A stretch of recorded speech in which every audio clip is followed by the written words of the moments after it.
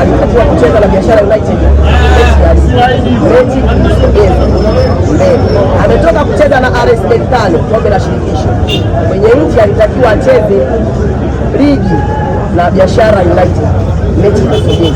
Tunauliza, Simba walirudi wakiwa wamepanda ndege ya mzigo kwamba wamechoka? Mara ya pili Simba ameenda kucheza na Kagera mechi ya ligi. Simba wachezaji 3 mpaka 4 walikuwa wanaumwa mafua, mechi ikaahirishwa, Simba wakarudi.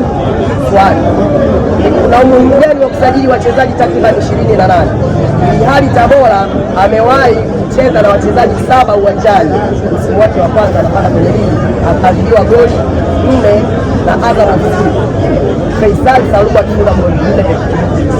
Swali, wao hawakustahili sheria kufuatwa? Na kama ni busara, kwa nini busara zinatumika kwa sababu moja? Kwa nini linapokuja swala la busara na kuwa favorite Simba Sports Club? Barua inatoka ya mechi kuahirishwa, barua imetoka imeandika taarifa kwa vyombo vya habari. Young Africans ni vyombo vya habari ama ni klabu ya mpira? Swali, barua alitumiwa Young Africans, walitumiwa wananzengo mtandaoni? Swali, wewe kama bodi ya ligi leo umezungumza busara, kipindi unatoa maamuzi ya kuahirisha mechi, haukujua kuna busara zinatakiwa zitumike?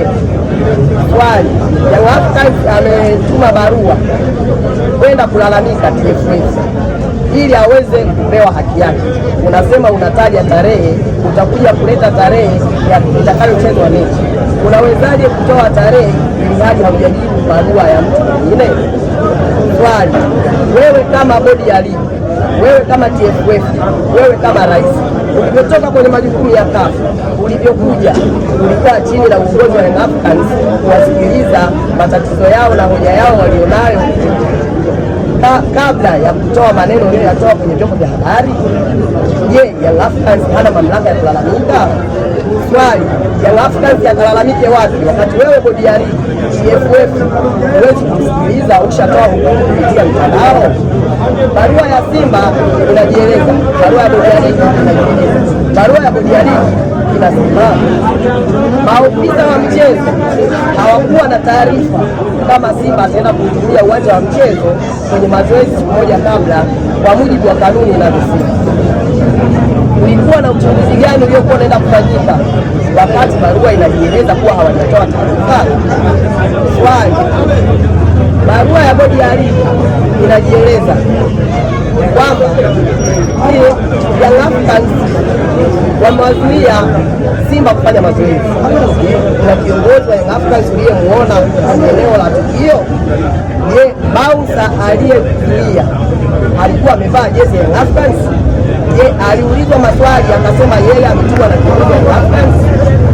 Swali, rais wa mpira ametukosea, ametuvunjia heshima sana na anatakiwa atuombe radhi kabisa. Huwezi kuwatusi viongozi wetu wa Dar es Salaam Young Africans kwamba wakacheze sinema zetu.